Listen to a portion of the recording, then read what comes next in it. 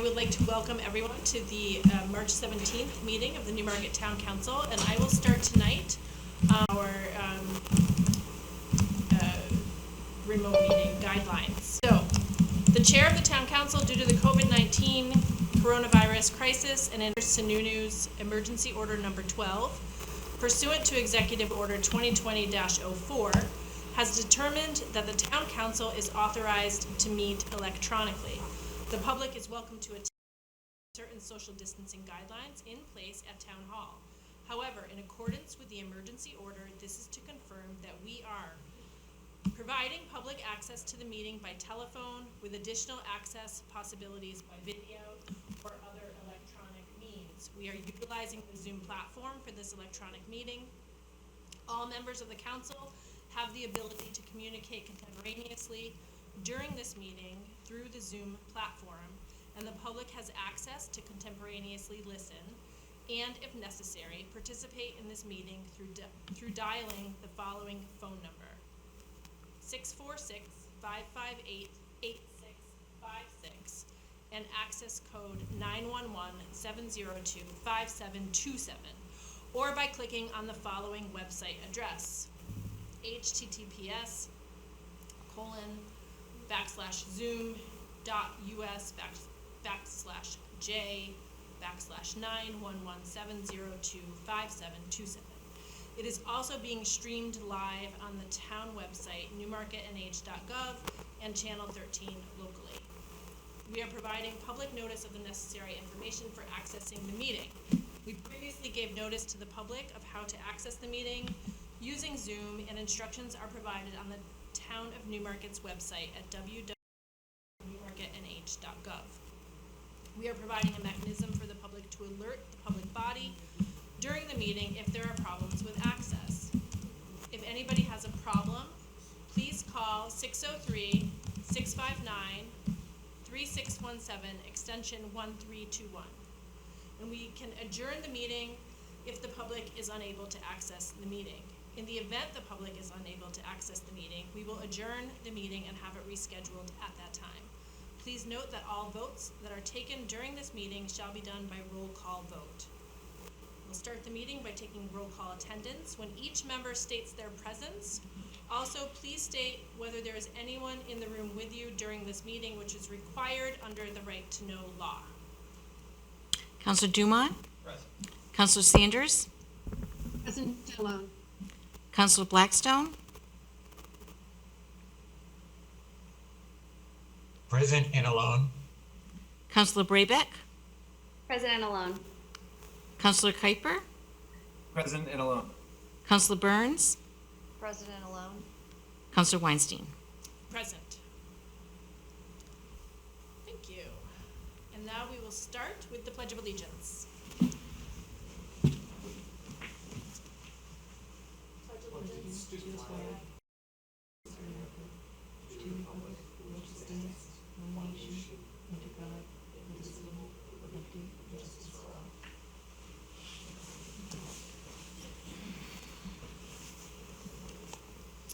And the first item on our agenda is for public forum, and is there anyone from the public who wishes to speak?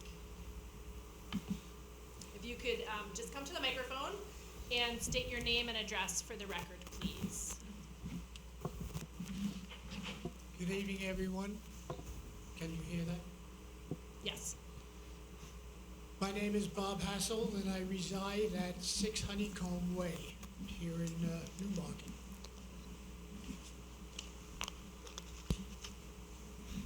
Happy St. Patrick's Day, everyone. Happy St. Patrick's Day. My time to watch TV is when the evening news goes on. For the past year, I have been horrified at the stories of people who are in the hospitals with COVID-19. Families wiped out, refrigerated trucks lined up containing bodies of people who have died. I see medical staff trying desperately to save their patients. The nurses holding hands with people who cannot have a family member or loved one with them during the final hour. The frontline workers are exhausted, short-staffed, and working 24/7. They made the choice to become part of the medical team, but never knew what it would be like until COVID-19. They put their lives and their families at risk every day. We must realize that their struggle and pay tribute and honor them. This includes all medical teams, EMTs, police and firemen and women, the grocery store workers, and so on. This is why I joined this effort with two other people in Portsmouth who I knew when I lived there. Ted Jankowski was the city deputy manager and wrote an article that I read back in December that captured my heart. Ted selected the Red Cross as our symbol. It is known all over the world for saving lives and would be a way to get everyone's attention. The Red Cross has given us permission to run this campaign locally here in the Seacoast, New Hampshire. Ted, Bill, Banfield, and I bought flags and printed posters to give away free to all who want to show support. Stores have replaced open flags for the Red Cross flags in Portsmouth and in Exeter and a few other places that I can't think of more for. Oh, yes, yes. Okay, now, when front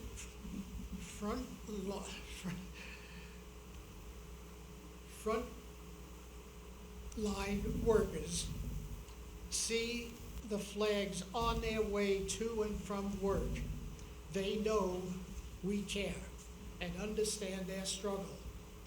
Please help our campaign by flying a flag for as long as the pandemic is with us. When the free flags are not available any longer and they're coming to an end, they can be purchased at High Flying Flag Company in Greenland. Thank you for your time this evening, and please stay safe. Thank you very much.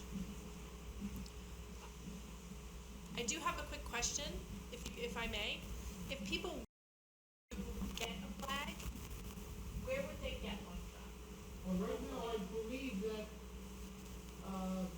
the library in Exeter has about a half a dozen.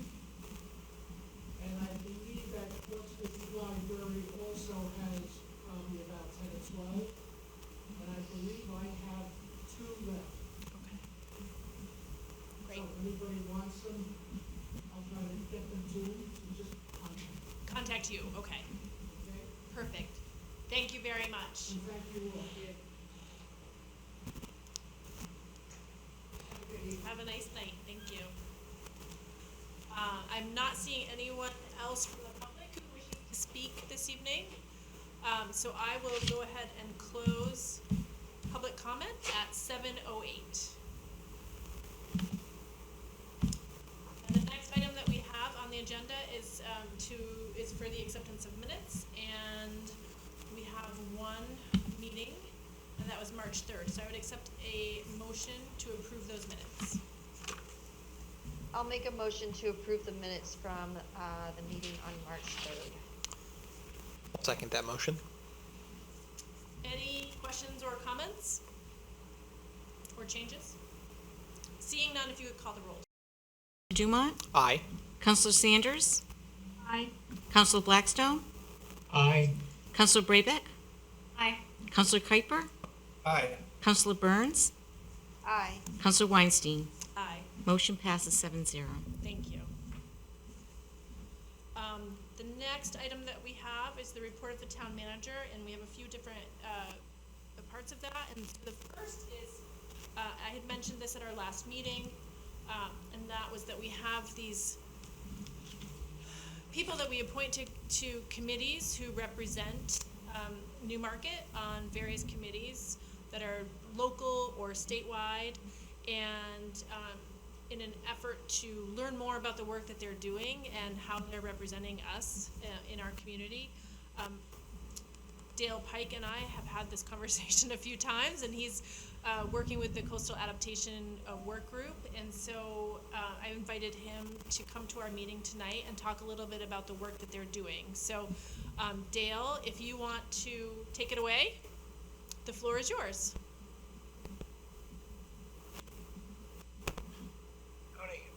The Coastal Adaptation Work Group obviously is concerned with the effects of climate change and involves the coast. A lot of them, are the ones that are on the other side of Great Bay and have much more of, they may face on the ocean or something like that. So that there's a variety of issues that the Coastal Adaptation Work Group discusses and works on. A lot of it, most of the it's not the actual coastal adaptation work I'm on, it's a committee that has municipal and town representation on it. A lot of the represented, and they call it CAW Talks. It's a discussion group of some of what's happening relevant to the issues that CAW deals with. A lot of the people that serve on that committee are either, they may be members of the Conservation Committee, or they may be actual town planners. So I have to work a little, since I'm neither of those things, I work a little harder to try to stay connected with the town. So I'm not just representing the town, but not discussing what I learn within the town itself. And I just thought I'd talk about a couple of things that have been happening with the Coastal Adaptation Work Group. I've been on this COD Talks committee for about now. One of the topics that I found interesting, just in terms of imagining with it, is they went through there's a really, when it comes to wetlands and shoreline permitting now, it has gotten dramatically more complicated, and particularly areas, again, some of those Atlantic areas, more densely populated over near 95, those areas, they have a lot of conversations about working with the new permitting. Some of these documents are pages and pages long. You have to, if you're putting in a new dock, and it would apply here too, but there's a lot more issues with this over on the other side. Putting in a new dock, if you're going to do a building down on the shoreline, you have to, they expect to see in there what the impact of rising sea levels is going to be on that process. And so it's meant to make everything more resilient in the future. It's also made it more complex. And the most recent meeting that I had, which was last month in February, they talked quite a grant funding for the mitigation funds that happen when people if projects are done that have wetlands impacts, then it's the first choice is that you would mitigate any loss of wetlands on the plot itself, on the lot of land itself. If it can't be there, they seek to have that loss of wetland mitigated within the town itself. If it can't be done close by, then they're, in some of the more dense areas, then they take the monies and put it into a fund and periodically open it up for grant applications from those, for wildlife and resources associated with that.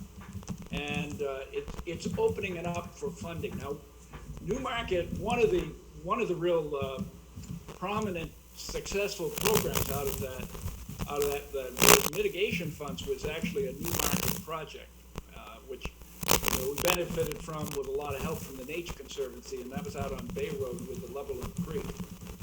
And that it seems like whenever they're talking about really good projects, that one often gets mentioned. I've seen it a few times now. things that was interesting about the conversation, another one I mentioned, by the way, for people that go over to Durham to the Wagon Hill Park, the living shoreline down there, that got some of the same kind of grant funding. So it's a source of funding for towns, particularly where wetlands are going to be improved or protected. And during the course of that conversation, it was mentioned that, that two other really priority, in this case it was culverts, were within Newmarket. So I chatted with it was Kyle Pimentel from the Stratford County Planning Commission that was presenting. I chatted with him because I was curious what other priority locations we had. He mentioned that they were on Ash Swamp Road. As I often do when he mentioned that by chat. I didn't really talk to him, but I did call Diane after the meeting. And I think last I looked, Diane I thought she was on this for a while, but maybe not. But anyways, I talked with Diane about it. She mentioned a guy Pete Steckler over at Nature Conservancy, and suggested I call him. And I also called Pulaski. Rick. Thank you, Diane. I was having a moment. I knew I would need you. I'm here to help and support. So I called Rick about why these locations, what would make them, because when in the case of Loverland, it was a real big interest of Rick to do something there because it was a real flooding problem. He really wasn't familiar with any issues out on Ash Swamp. I called Pete Steckler. He took me through. There's a website that you can go to, which is it's called a New Hampshire Aquatic Restoration Mapper, and you can look on there and see what the issues are. And the two places on Ash Swamp were out there. One near Tuttle Swamp, near where Ash Swamp meets 152. The other one is between the culvert that is between Beatrice and Raymond Lanes. And really what's going on there is there may be something that's impeding fish passage. There may be minor flooding going on there, but what it reminded me of is some of those wetlands that are out there around Ash Swamp that are associated with Tuttle or the Piscassic are really important conservation areas. And I think that also is represented in that information. So it's interesting having a conversation with Pete because he actually sits on the grant committee for the mitigation fund, so he's pretty familiar with that. And what can be useful about knowing that places like that are reached that high in there, he says that really you wouldn't Ash Swamp Road was recently improved and paved and stuff like that. You wouldn't be tearing it up to replace the culverts now, practically speaking.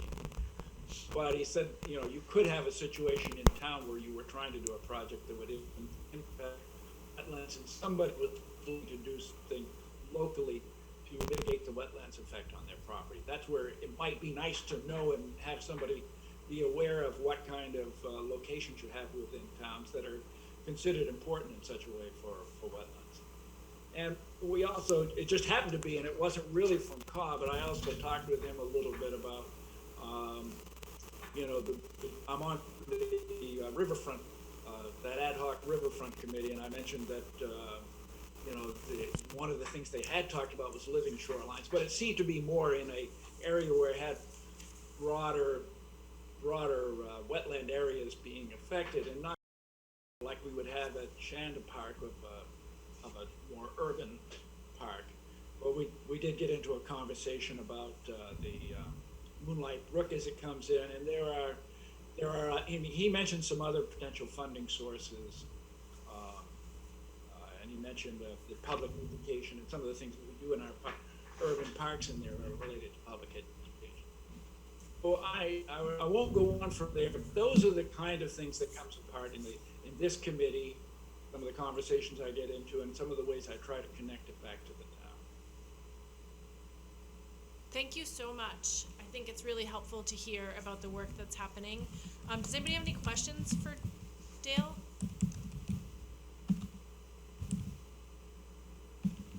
I am not seeing any. I will say I took some notes as you were talking, and I underlined source of funding. So I think that's always, that's an important thing. And I know it's interesting that you mentioned Ashlamp Road. I was just talking to Patrick Reynolds from the Conservation Commission, and they were out on Ashlamp Road recently. The Conservation Commission was looking at a culvert, I think up past Price's Garage, up in that area. So not on the Tuttle Swamp end, but on the other end. So there's a lot of work, a lot of discussion anyway, happening about Ashlamp Road and across different committees. So thank you so much. You're welcome, and I will put in a plug for Diane here. I think one of the things she really does well is to know where the grant sources are, and Newmarket has really done well from that. I was just going to say, I'm here tonight primarily to lend support to Dale, and I think I recommended you for one of those committees. And I'm glad you're taking copious notes and you're bringing back good information. I just want to say, Newmarket is very fortunate because we are in the coastal program. So we have access to New Hampshire Coastal Program funding, coastal resiliency funding, and our partners at the Stratford Regional Planning Commission have been very helpful to us in freeing up some of these monies through not only the coastal program, but through DES for different projects, including our recently adopted water resource plan.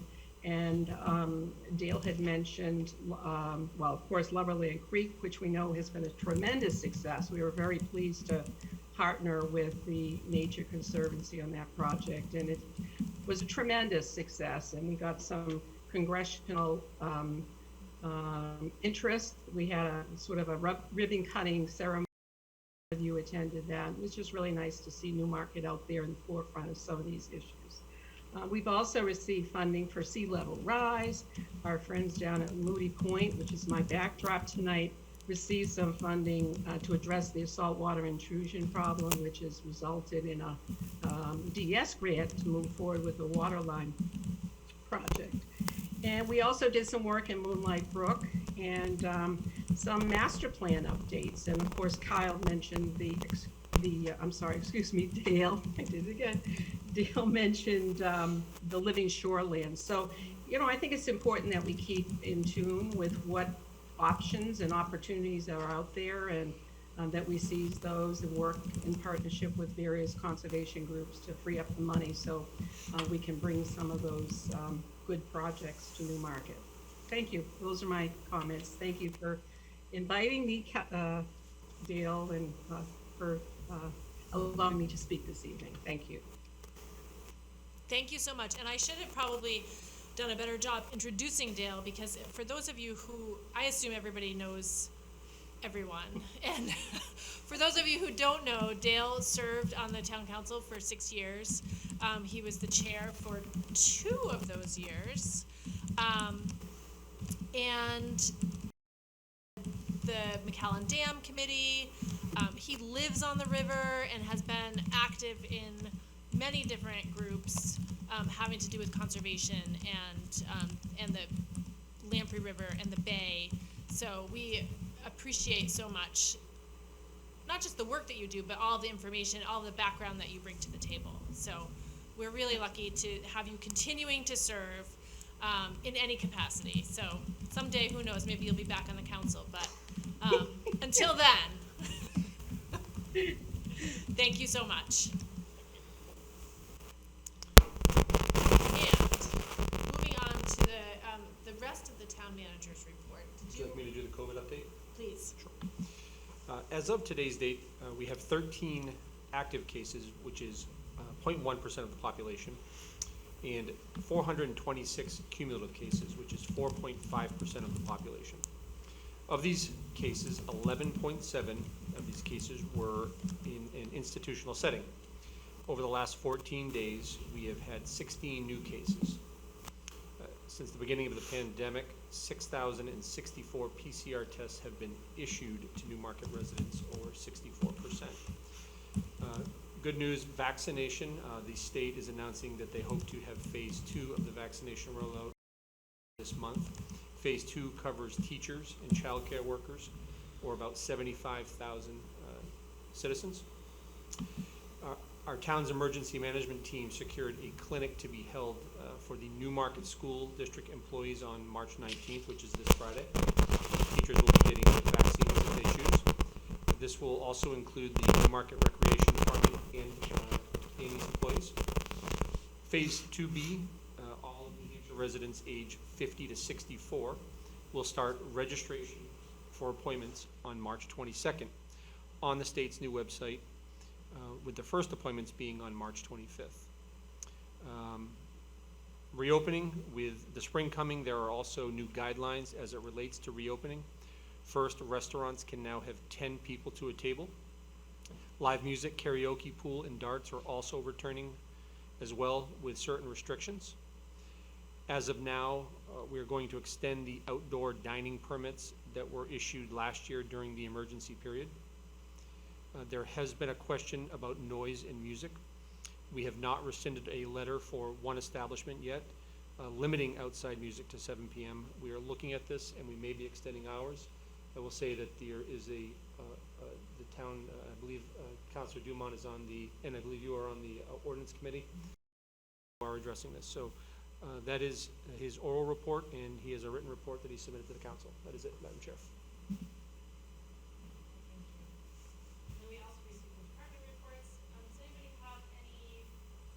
Questions or comments?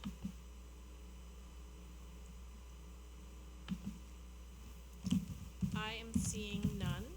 So I have a few comments. The first is I have a bunch of thank yous tonight.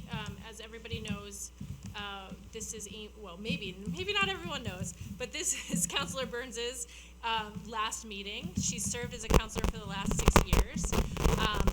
And including the last 2 as vice chair. And so I want to say thank you to her. Typically, we have something to present to you, which we will do, obviously, at another time when we're in person. And I just wanted to say a heartfelt thank you to Amy for the work that she's done on the council. Amy started coming to meetings before I was a counselor. Like, we came to meetings together and sat in the audience, and then I continued to do that during my first year. And, you know, Amy and I are friends outside of the council, and we'll continue to be friends. I think I typically get emotional at these types of things, but I know that a goodbye in any way, shape, or form, so I know that I'm going to see Amy all the time. But we have been, I think the town has really benefited by your service. And by the service, and you know, when you serve on any board, it's not just you, it's your family. And so, and of course, in your case, your husband Mickey also served on a board for a long time. And so, we just thank you all for your participation in our local government. And you know, it wouldn't run without volunteers to step up. So thank you for everything. I don't know if you wanted to, I'm going to give you the floor in case you want to say anything, but. Well, thank you very much. I mean, I really have enjoyed the last 6 years serving on the council, and I don't think it's going to be my last place working with some board or committee, some way, shape, or form in town, and I look forward to what the future brings. But thank you so much, and I've enjoyed all the counselors I've worked with and everything over the last 6 years. So thank you very much. It's a sad goodbye. So, thanks. Thank you. And hopefully we can meet at Riverworks after town council meetings once they reopen. So that was our tradition for a very long time, in case people don't know. I also want to say thank you to the emergency management team for securing the vaccination clinic for our school and rec staff. I think that's so important. I have friends who are teachers and who are so excited to be receiving the vaccine. Some in other districts who have recently gotten it or gotten their appointments, and then people who I know in town here who will be vaccinated for the first time on Friday. think it's huge.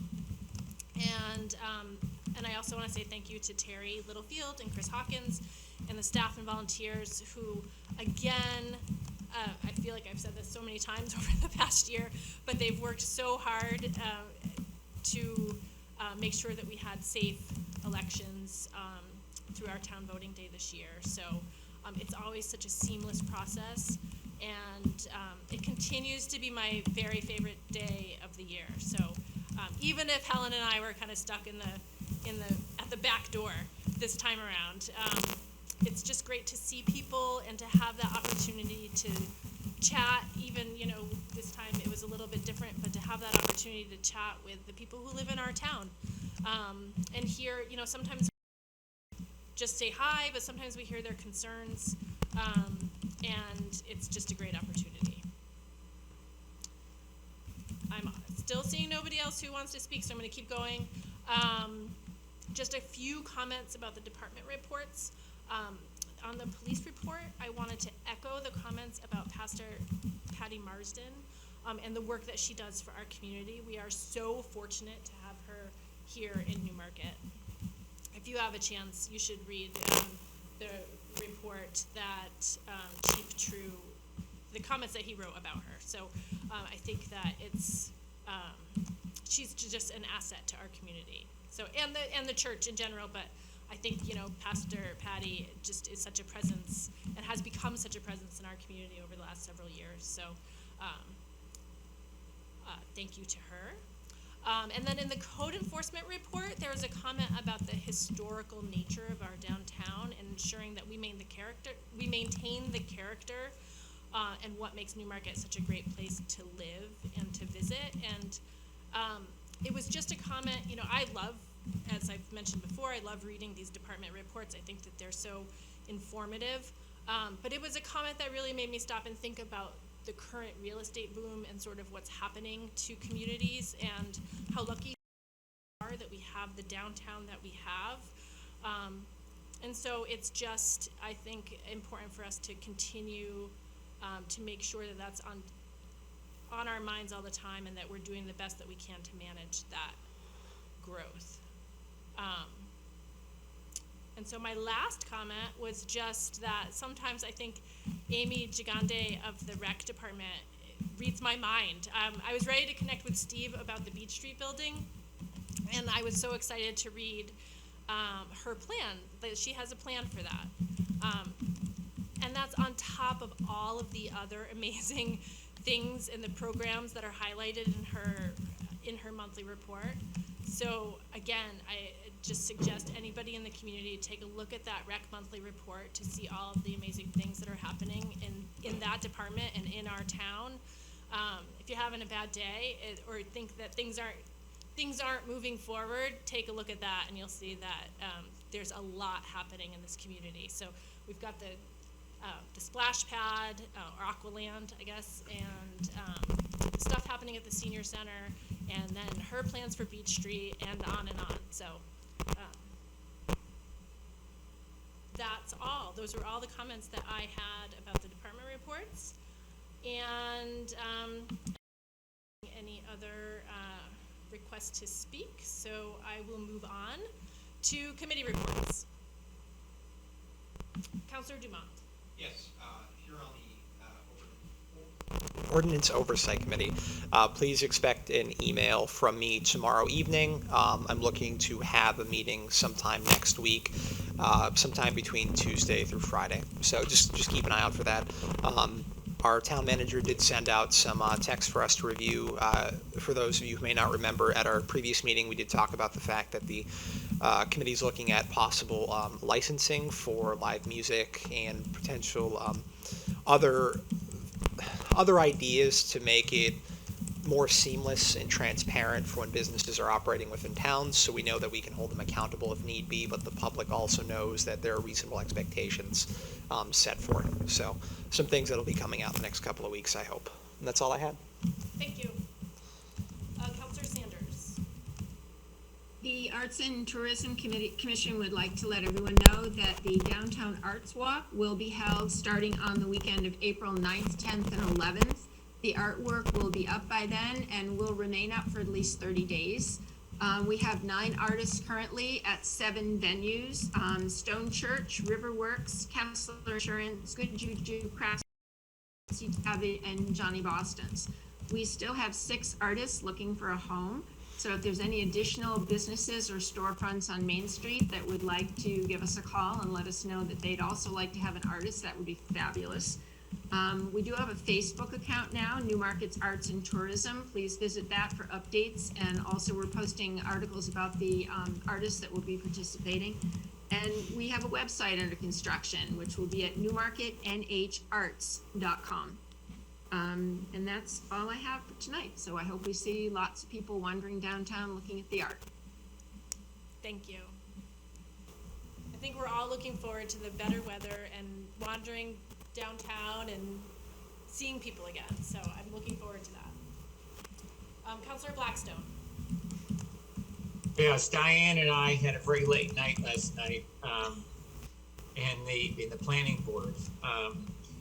There, as we mentioned last time, there is a property on Neal Mill Road, which is about a quarter mile in from where it turns into a dirt road. And this road is only accessible by, the only motor vehicles allowed at this road are snowmobiles in the wintertime. And they would need access to the property.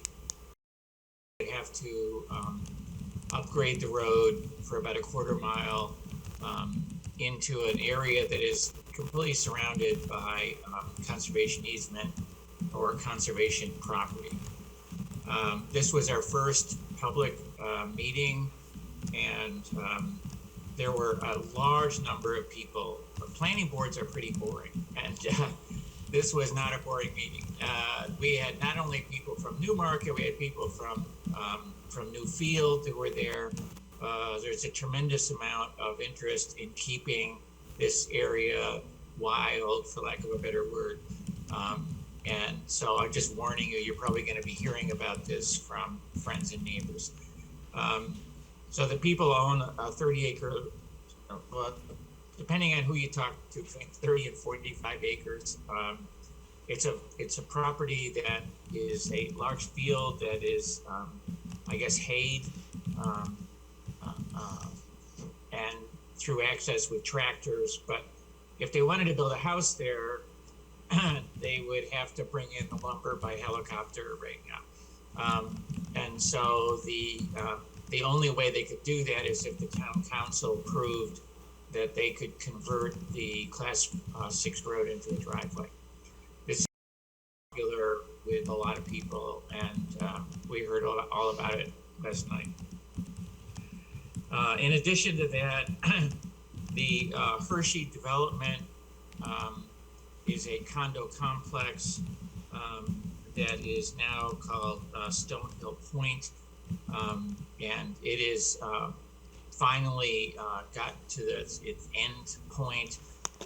They have reduced the number of units, and they've come up with a plan that looks like it's going to proceed. And in addition to that, if you're driving down Exeter Road from downtown toward Stratham, just before the police station, you might remember on the right side of the road, there were 2 houses that were demolished. And it's now just ground, and there's a proposal to build studio apartments on that site. And the initial proposal for that was presented last night. So that's it. Great, thank you. Councilor Brayback. Thanks.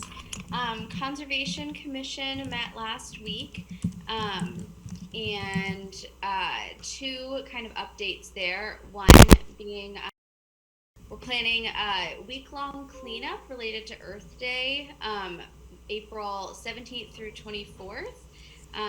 The thought being folks will be able to kind of claim a street to clean up at some point over the course of those days. So trying to kind of disperse the crowds. I know they've been in touch with you, Tony, to kind of navigate other cleanups going around town. So Newmarket should be quite clean by the end of that week, I'm hoping. So keep an eye out for that. Will be coming out. And then the other thing that was discussed was scholarships for a high school senior who is going on to enter a field of study related to conservation. So obviously there's a ton of different majors that could relate to conservation, natural resources, those types of things. It's a $1,000 scholarship. There was some discussion around whether they needed to be graduating from Newmarket High School, or it could be a senior who's from Newmarket but maybe attends one of the other high schools that's available to them. So I think they needed to go back and look at the wording of the funding to see who was eligible. But I would encourage anyone who's interested to look at the website for information about how to apply for that scholarship. And then another update is Riverfront Advisory Committee ad hoc. We're doing a walkthrough at Shannon Park on the 23rd at 3 with DES to talk about the Living Shorelines project. So I'll have an update about how that goes at the next meeting. Great, thank you. Okay. And I will talk briefly at the end of the meeting, during the closing comments about the cleanup that I have planned and how it will dovetail into the conservation cleanup. So, Councilor Piper. You're muted. Okay. The parking commission met, I guess it was 2 weeks ago now, on a Thursday, just discussed general parking in town, a lot of discussion about the 2006 parking study that was done, discussed a lot of different, the pros and cons of parking meters, and we're gonna get a presentation at our next meeting from that company that presented about the parking meters to the whole council a couple months ago. It's going to do another presentation for the whole parking commission at our next meeting, which is the 1st of April. And that was about it. Great, thank you. Councilor Dumont. Yes, Councilor Kuiper, I am curious, was there any, I'm guessing it was more of a general meeting, but was there any big noticeable sway towards or against parking meters, or is it really just kind of a general, hey, we can talk about it kind of atmosphere right now? It was pretty general, but there was definitely some people that were more in favor of paid parking meters than others. I think there was definitely, the fact that paid parking meters would pay for the parking meters, and the meters are not cheap, so there's some other technological things that we could do for the police, for the parking enforcement that wouldn't involve paying for the parking. Mm-hmm. And it's just a question if we want to spend money on technology that won't necessarily be paying for itself in the way that like a paid parking meter would. Yeah, thank you. Thank you. So I am not seeing any other requests to speak, so no other committee reports. So we will move on to resolutions in the second reading, and we have 3 this evening. The first is Resolution 2020-2021-35, creating an Arts and Tourism Trust, and I would accept a motion to approve that resolution. I'll make a motion to approve Resolution 2020-2021-35, creating an Arts and Tourism Trust. Is there a second? Oh, sorry, second. Thank you. Are there any questions or comments? Tony, I did have one question. Oh, sure. Yes, sorry, I was trying to pull up the resolution. I've not been on the council, to my knowledge, when we've created a new trust. What is typically the next process here? Are there funds that are waiting to be collected, or what does this look like? I'm assuming that Councilor Sanders has some of that information, so I'm going to let her speak.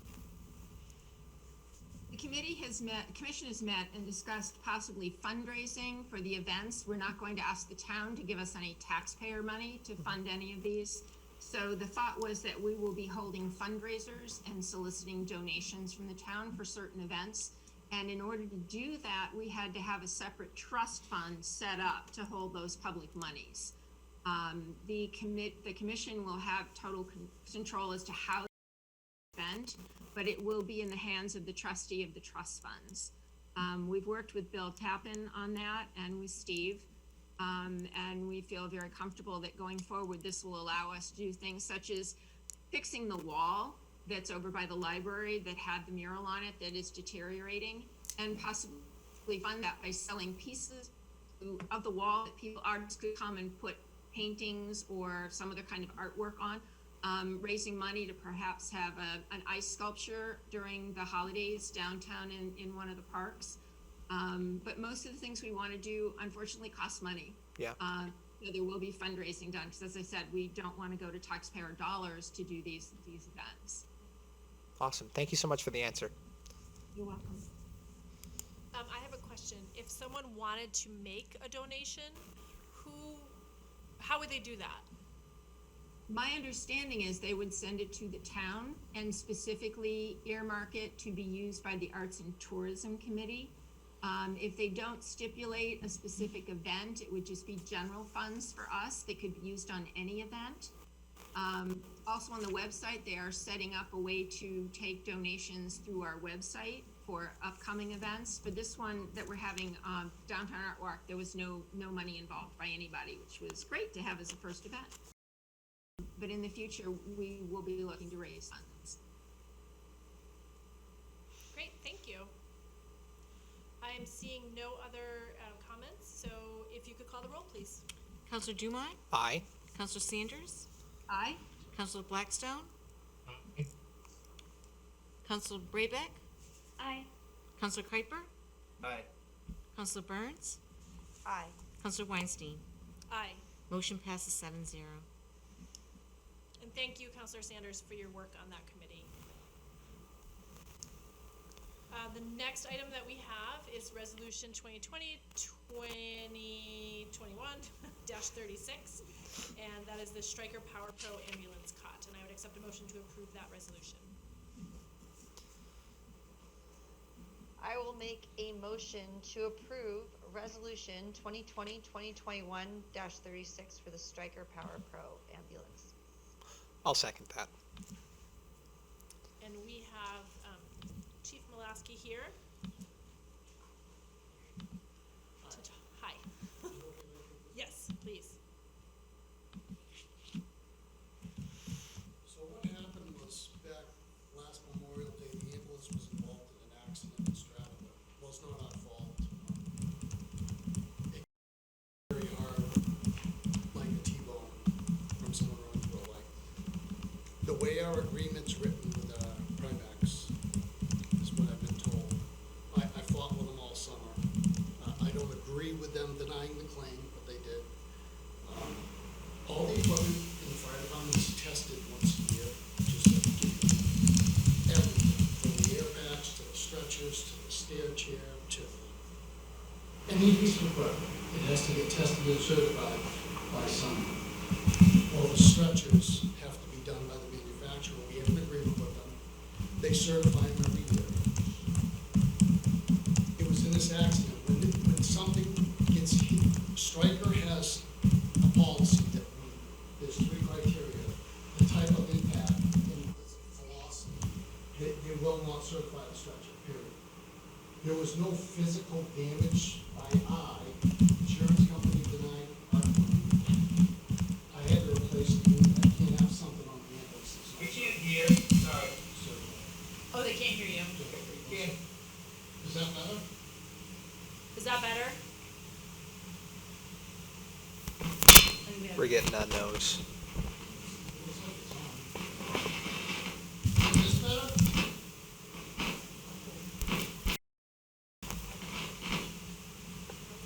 They're going to try and fix it. Hang on, sorry.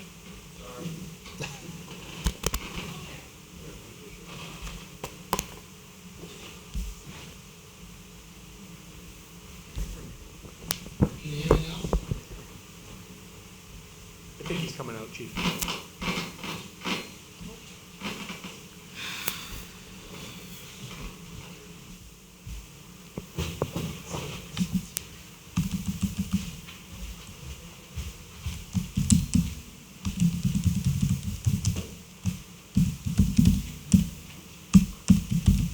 Can you hear me now? Hello? Hello? Can you guys hear him? Can you hear that at all? Can you guys hear me now? Let me just move here. Oh, yeah, can you use one of the, Can you guys hear us? Okay, you can. Okay, but you still couldn't hear Rick. Let me just- Yeah? Can you hear me now? Can you hear me now? Oh, that was not turned on. Hang on. Oh. Can you hear me now? Yep. Yeah. Sorry. I guess I'll start Yeah, if you over. don't mind, sorry. So back in May, the ambulance was involved in an accident in Stratham, and our insurance company would not cover the claim because there was no physical damage by eye. That's the definition in our policy with them. But as far as Stryker, the manufacturer, was concerned, they said, take the unit out of service, do not use it. They sent it out to a third party to have an inspection done on it and so forth. Stryker does not care what someone else says. They make the unit, they're certifying it every year. They still would not certify the cot. We took it out of service. We had a loaner for so long. We bought a new one because we could only have the loaner for so long. I didn't budget this kind of money in my budget and anticipate this. They did cover the cost for the stair chair, which was around $5,000, I believe, or $4,500. But they would not cover the repairs for the stretcher. I can't have a piece of equipment that won't be certified annually on the ambulance. I can't. Unfortunately, because of the way our agreement is written, is what I was told with the insurance company, it has to have physical damage. They didn't care that the manufacturer said, take it out of service. I lost the fight, so here I am trying to get funds because I had to replace the stretcher. It's after the fact, but I don't have 24, almost 25,000 to spare in my fire department budget, so that's kind of what happened. And one thing I realized tonight, I do have the letter from Stryker that it didn't get in the packet, that just basically gives their synopsis of, we won't take it out of service. If anyone would like a copy of it, I apologize that I didn't realize till tonight that this didn't get in. But that's kind of where we're at. This accident was not our fault. I don't know why we're not going after the other insurance company, but I've been fighting with them since Memorial Day about it, and you saw their letter. So, here we are. Rick, what was the speed that you were hit, that the ambulance was hit? They think it was over 35 miles per hour. All right, so Stryker's policies, over X miles per hour from an impact, we're just not going to certify it in any way, shape, or form. Take it out of service, in writing. Take Okay. it out of service. So even after it's been signed off that there's been no physical damage, no noticeable damage that would actually affect it, you can't have it on for risk that something could potentially happen with.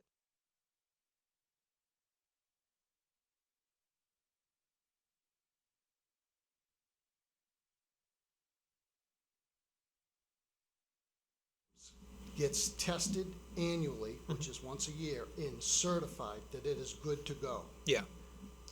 This is a piece of equipment that has that done. Stryker would not certify that cot after the accident. So was this a piece of equipment that was tested, that would have passed testing, and Stryker was just being obstinate, or? Nope, they have, as far as I'm concerned, they're the manufacturer. They have put this stuff through testing Yeah. of their own. They have criteria. That accident met the criteria that they said, take it out of service. Okay. Do not use it, and we will not certify it. Yeah. And if a third party looks at it, they still won't certify it. They won't. Okay, that's fair. I appreciate the fact that you're coming to us with so much information, and I mean, I deal with car accident claims every single day, so I can definitely understand the frustration.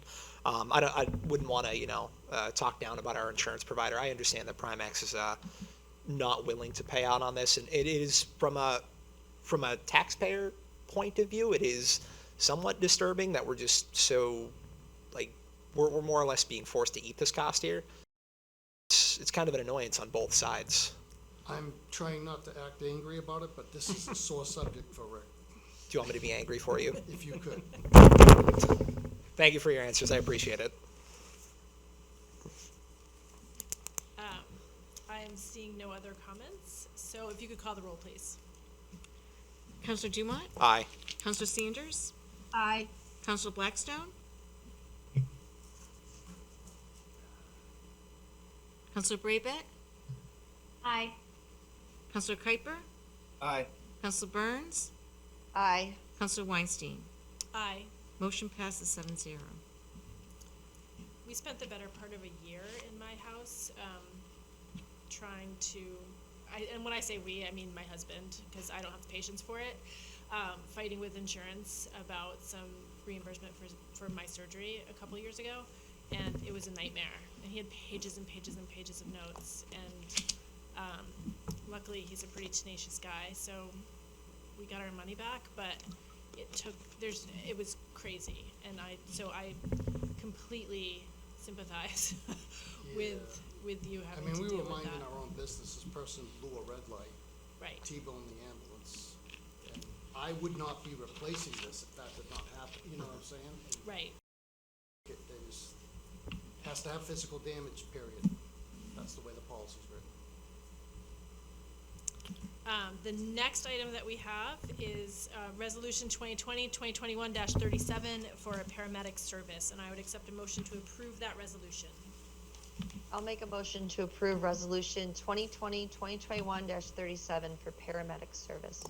I'll second this. And did you want to speak to that?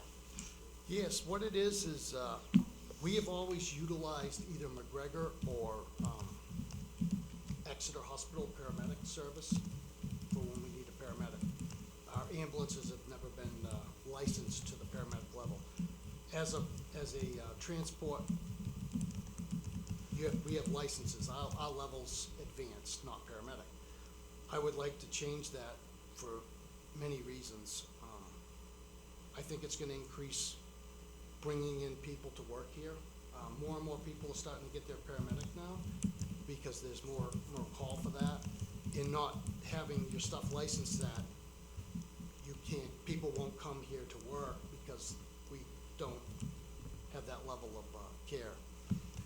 It'll increase revenues. There's quite a bit that gets, when it's a paramedic call, the revenue is a lot more regular. And I think it's gonna help increase coverage as far as staffing, without hiring people. But you do have to pay a paramedic a little more, so there would be, like I say in here, around $5,000 to cover that. But the equipment needed to license both ambulances, the $14,000, that's a one-time, that's not something we need to buy that equipment lasts a really, really long time. So, as far as the drugs and stuff, that's all provided by the pharmacy at the hospital. We don't purchase those. This cost is strictly to buy the equipment that will license 2 ambulances to the paramedic level. Thank you. Councilor Dumont. For the individuals such as myself who don't really know the different levels of service that are provided, could you just give kind of a brief overview of some of the key changes that we would see and how this would work? Is this going to be like a training program? This is a certification program that you folks have to go through? We currently have 2 individuals that are gonna graduate with their paramedic license in May. Okay. And we have a couple more that are looking to join our department, but they cannot come work here until we are licensed to the paramedic level. Okay. We have to be at that service for them to come and work for us. So you wouldn't really see a big difference other than the paramedic coming from Exeter or Durham when we need a paramedic. It would Okay. actually be right here in town. So you know, it's a better response for that. There's a lot of pros.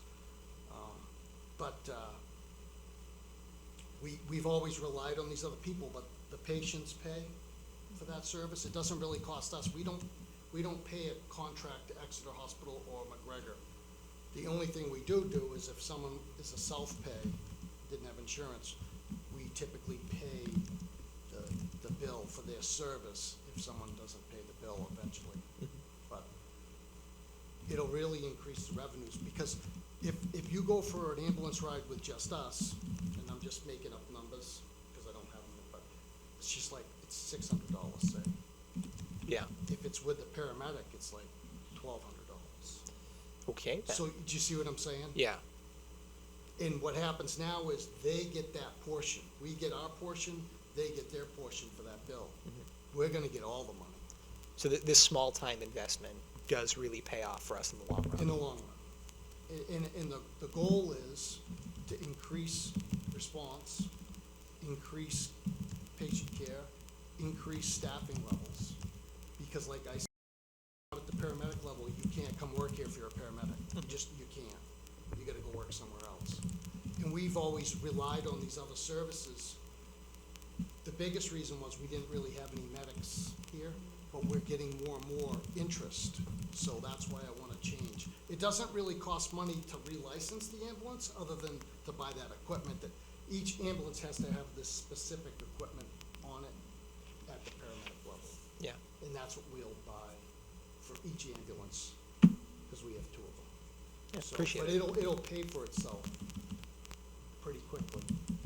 From a really practical standpoint, so my mom lives in Epping, so it's not Newmarket, but has had many ambulance rides. Because she's pretty ill.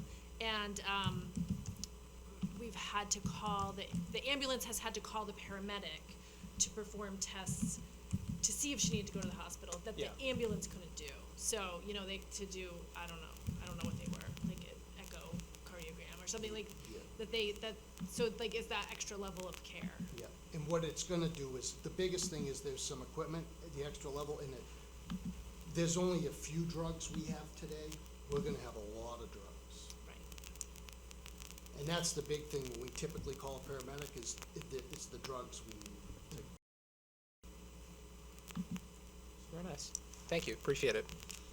My only other question, Rick, was, will this, because of the funding, I mean, I don't really know how it works, but will it require any additional administrative support?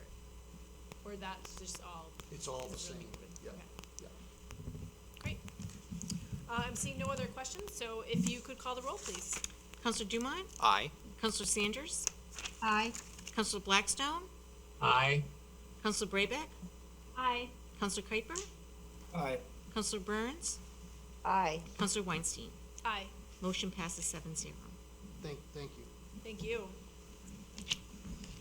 The next item that we have are to consider nominations and appointments, and we have two this evening. And so the first is for Sam Kenny, and that is for the Conservation Commission with a term to expire in March of 2024, and I would accept a motion to approve that application.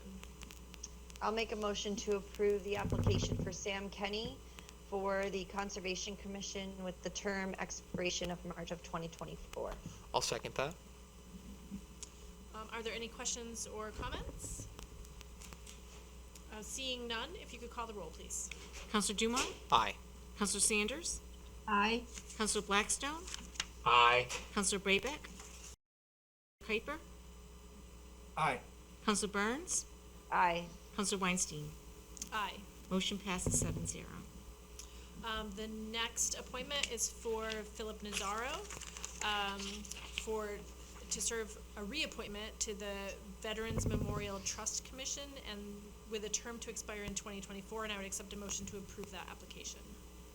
I'll make a motion to approve Philip Nazaro to the Veterans Memorial Trust Commission with the term expiration of 2024.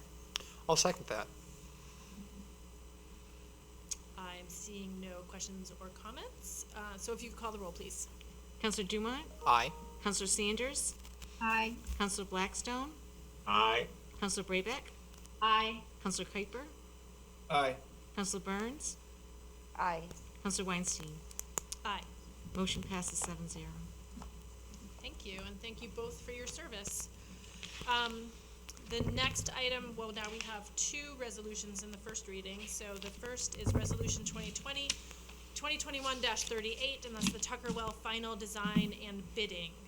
So whereas the town has purchased, developed, and permitted the Tucker Well, and whereas the town needs the Tucker Well to meet its water needs, and whereas the town has acquired funds development to design and construct the Tucker Well, and whereas Wright Pierce has performed the pilot testing and the preliminary engineering for the Tucker Well, now therefore be it resolved by the Newmarket Town Council that the Newmarket Town Council authorizes the town manager to enter into an agreement with Wright Pierce to complete the final design and bidding for the Tucker Well for the sum of $270,500. First reading March 17th, 2021.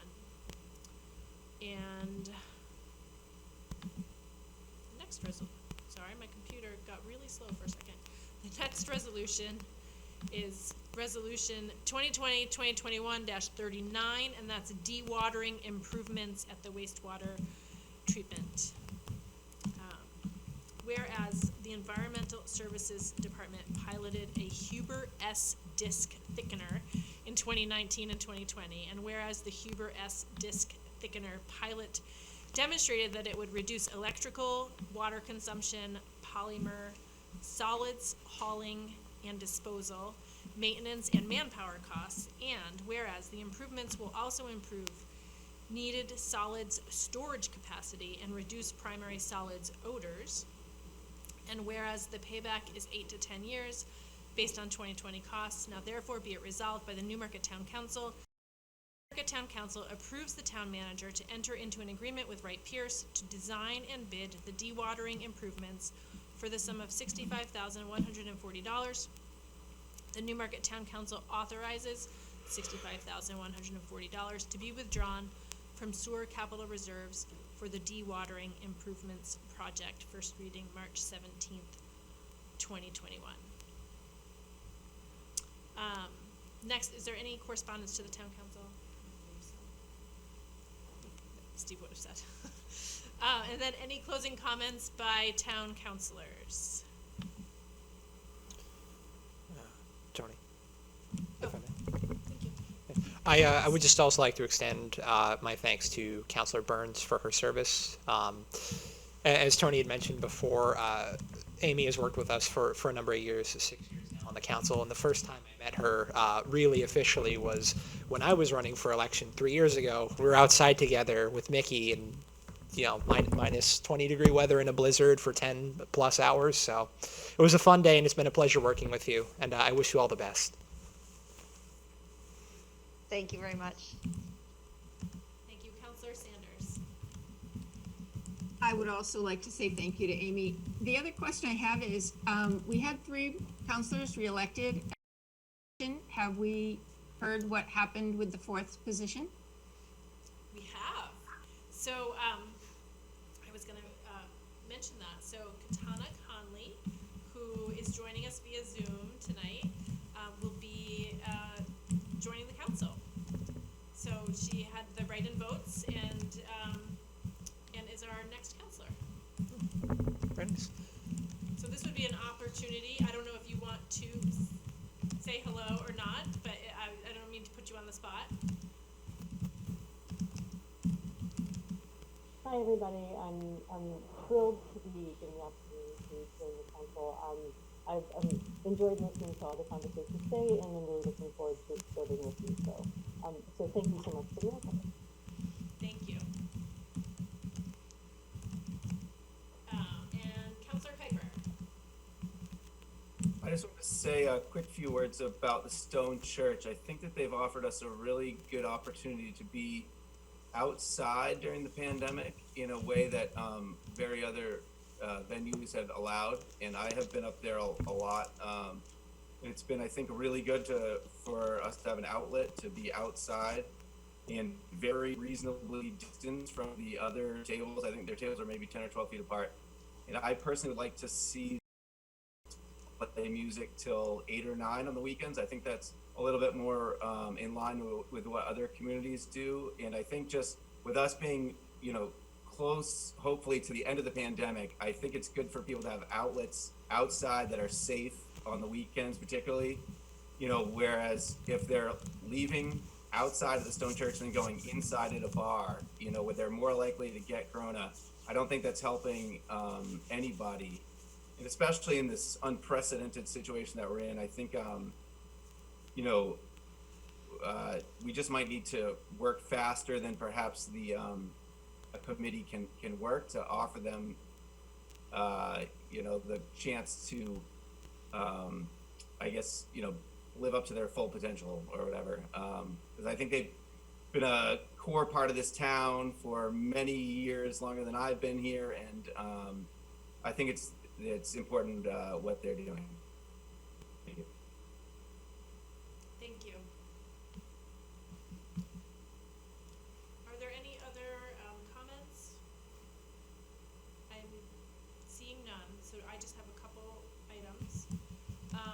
The first that I wanted to mention is to piggyback what Councilor Braybeck was saying earlier about the cleanup that the Conservation is working on. So I did have a conversation with the chair of the Conservation Commission. So I'm going to back up just a little bit. For, 5, 6, 7 years, something like that, I've organized a roadside cleanup.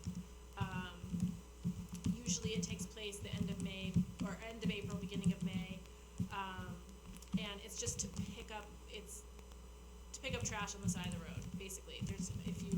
Once the snow starts to melt, if you look around, it's gross. Especially, I live on Ashland Road. I drive Ashland Road, I drive Grant Road every day. And I think that those are two of the worst roads. But then also Bay Road, Durrell, Dame, Langs Lane sometimes, New Road. So there's a lot of roads in town that just they're not densely populated. So I think that, it's different when you're out, when you have a lawn and people don't throw trash, it's different in a neighborhood. And on roads that are more of these rural roads, we just see a ton of litter. Some of it's recycling that gets blown away, for sure. But some of it's just people throwing stuff out of their car windows. If it weren't that, then we would see as many like Clorox bottles as I do nips. And I can tell you from having done the cleanup for years that the number of nips far outnumber the number of cleaning products that I see on the side of the road. So with that said, I had a conversation with Patrick Reynolds because they just had this talk about doing something, a cleanup around Earth Day. So what we're going to do is they're going to continue with that. It's a week-long, kind of more of a on-your-own type of cleanup, and they're going to continue with that. They'll let me know where they have, what roads they've cleaned up, so that we can kind of take them off of our list on the day of my cleanup, which is the 25th. Let me make sure that's right. Sunday the 25th, from 12 to 4. I will be putting out flyers in the next week or so, and people can just come here to Town Hall and get their road assignment and get their bags. And it's, as far as I'm concerned, it's the perfect socially distanced activity, and it's just a great way to celebrate Earth Day. So, clean up. And the other thing that I wanted to kind of put out to everyone is I had a conversation with Steve about the return to in-person meetings. So we've been operating under an executive order of the governor that allows us to participate via Zoom. That's the thing that we read at the onset of every meeting.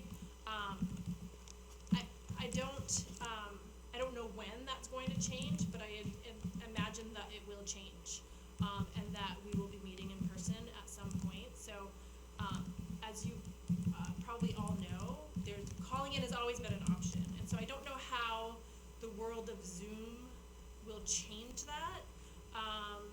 But at some point, I think the ideal is to meet in person anyway. So some of the things that Steve has talked about is, order plexiglass. Obviously, we're spaced apart. But anyway, I just wanted to put that out there and ask that if people have thoughts about it, questions, concerns, I think that it's a conversation that we can start to have, so that we can make sure that it's a safe environment for everyone and that it's a comfortable environment for everyone. So however we need to make that happen, I think we'd like to start talking about it. So you can get back we don't need to have this conversation right now, but if you have any thoughts or concerns, you can get back to me or to Steve and we can start that process. Councilor Dumont. Yeah, I didn't want to delve into it too deeply tonight. I just wasn't sure if Steve had heard if there was any whispers about an expiry to the governor's executive orders regarding that, because I know that's one of the up-in-the-air questions, so.